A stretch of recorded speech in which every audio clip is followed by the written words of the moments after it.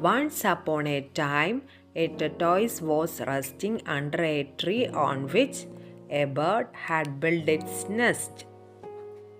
The tortoise mocked the bird and said, "Your home is so shabby. It is made of broken twigs, has no roof, and looks raw. What worse is that you had to build it yourself. I think my house, which is my shell, is much better than your pathetic nest."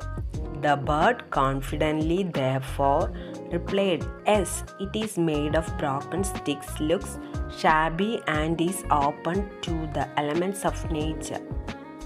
It is crude and raw, but I built it and I like it. I guess it's just like any other nest, but not better than mine," said the tortoise mockingly. "You must be jealous of my shell, though," he added.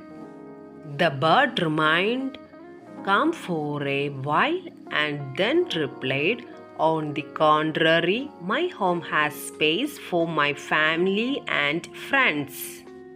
Your shell does not let anyone else stay in it other than you.